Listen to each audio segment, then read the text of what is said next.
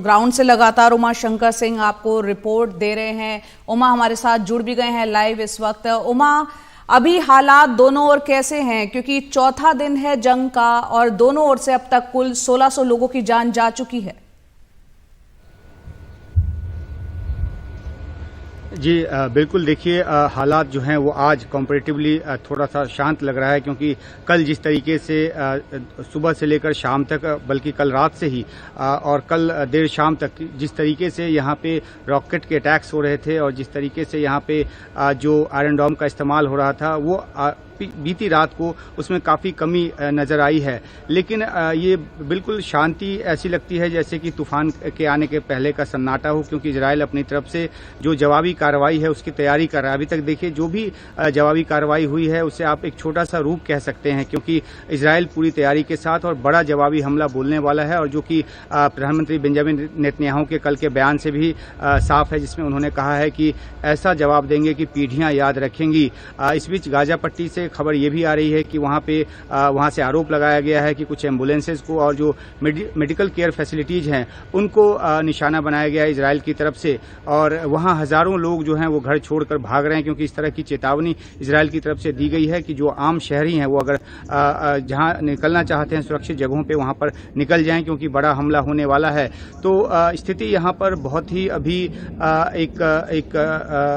बिगड़ी हुई है। लोग बाग जो हैं वो अपने परिजनों की तलाश में भी इधर उधर जा रहे हैं, जैसा कि हमने अभी रिपोर्ट में दिखाया कि बहुत जो मिसिंग लोग हैं उनका कोई पता नहीं। यहाँ तक कि सरकारी एजेंसियां भी मदद नहीं कर पा रही, क्योंकि उनके पास भी कोई जानकारी नहीं है। बंधक की चुनौती अपनी जगह तो है ही, 100 का आंकड़ा बताया गया है, लेकिन यह भी कहा जाता है कि आंकड़ा कहीं उससे ज्यादा हो सकता है जो इजरायली नागरिकों को गाजा पट्टी ले जाकर बंधक बनाया गया है। कल एक बात सामने आई कतर की मध्यस्थता में कि किस तरीके से एक डील किया जाए और जो करीब 36 से 40 जो प्रिजनर्स हैं फिलिस्तीन के इजराइल की जेलों में, उनके बदले में वहां जो महिला और बच्चे हैं खासतौर पे उनको रिलीज कराया जाए, इजरायली जो सिटीजन हैं उनको। लेकिन ये बात अभी तक मूर्त रूप लेती नजर नहीं आ रही। हमास की तरफ से जरूर एक जो निर्वासित नेता हैं उन्होंने एक बयान दिया है कि इस हमले की जानकारी मुट्ठी भर हमास के कमांडरों को थी, मुट्ठी भर ही कमांडरों को थी। तो टोन डाउन करने की कोशिश एक तरह से आप कह सकती हैं कि हमास की तरफ से हो रही है, लेकिन इजराइल जो है वो इस बात को बिल्कुल भूलने वाला नहीं है और उसने साफ कर दिया है कि वो बड़ा और जवाबी हमला करेगा, निस्तनाबूद करेगा। और ऐसी सूरत में उसी नेता ने, जो कि निर्वासित नेता हैं, उनका कहना है कि अगर इस तरह की कोई कार्रवाई की गई तो ईरान और जो लेबनान है वो भी साथ खड़े होंगे हमास के। तो ये एक ऐसी स्थिति होगी जिसमें इस वार की ये जो जंग है इसकी विभीषिका ज्यादा बढ़ जाएगी। अभी जो ये जंग है वो एक आतंकी कार्रवाई के मद्देनजर जवाबी कार्रवाई के तौर पर इसको देख सकते हैं, लेकिन अगर देश आसपास के इसमें इन्वॉल्व हुए तो फिर ये मामला बहुत ज्यादा फैल जाएगा और इस सूरत से बचने की कोशिश की जा रही है। और तभी हमने अमेरिका की तरफ से बयान भी देखा है, जिसने इस क्षेत्र में अपने जो नौसेना के विमान वाहक पोत भेजने की बात की है, फाइटर जेट भेजने की बात की है। तो एक कोशिश की जा रही है कि चाहे वो दबाव के तहत हो या बातचीत के तहत हो, मामले को एस्केलेट करने से रोका जा सके, लेकिन इजराइल अपनी तरफ से जवाबी कार्रवाई करेगा, ये बड़ा साफ है। जया, तो आपसे ये भी समझना चाह रहे हैं उमा, जिस तरह से हमने देखा था रशिया और यूक्रेन का युद्ध 20 महीने से ज़्यादा हो गया और शुरुआत में ऐसा लग नहीं रहा था कि इतना लंबा खिंचेगा। यहाँ हालांकि एक आतंकी संगठन हमास द्वारा ये बोला गया हमला है, लेकिन जिस तरह से बाकी के देश इसमें इन्वॉल्व हो रहे, आने वाले वक्त में लगता है ये युद्ध भी लंबा खिंच सकता है। जी देखिए, अमूमन इसको ये क्योंकि दो देशों के बीच का युद्ध नहीं है, ये एक आतंकी संगठन के खिलाफ जो इजराइल की जवाबी कार्रवाई है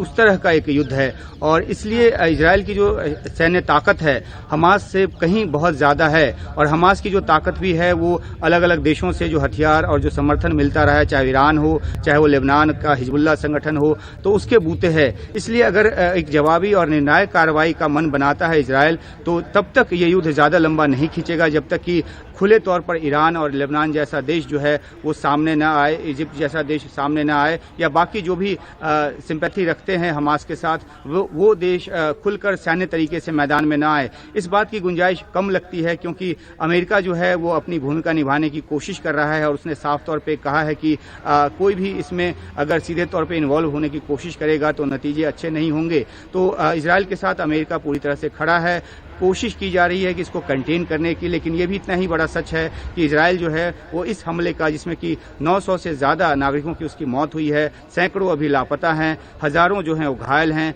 तो इसका बदला वो लेगा और बहुत ही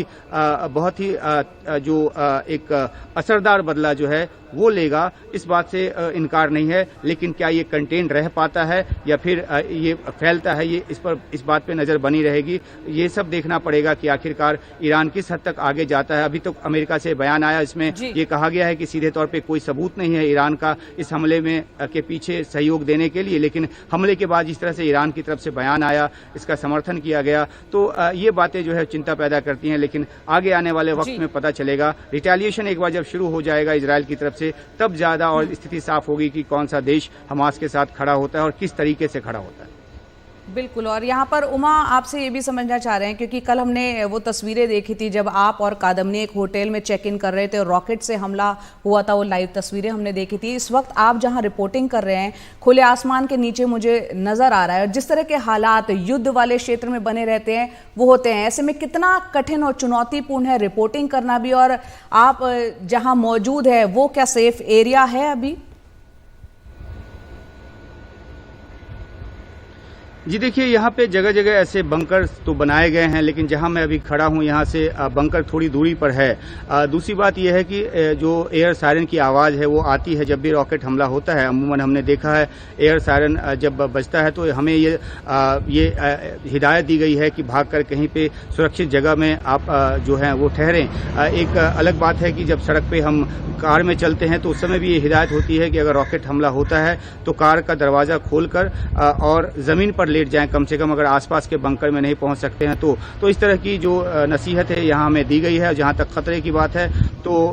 खतरा कहीं भी हो सकता है। दूसरी अहम बात यह है कि ये इलाका जो है वो गाजा पट्टी से काफ़ी नज़दीक का इलाका है जहाँ अभी मैं खड़ा हूँ, और यहाँ से लगातार रॉकेट के जो हमले हैं वो हो रहे हैं, लेकिन ज़्यादा जो रॉकेट हैं वो इंटरसेप्ट कर लिए जाते हैं और ऊपर ही छोटा सा हवा एक धुएं का गुबार जो है बनकर वो वहीं नष्ट हो जाता है। तो जो एक सुरक्षा प्रणाली जो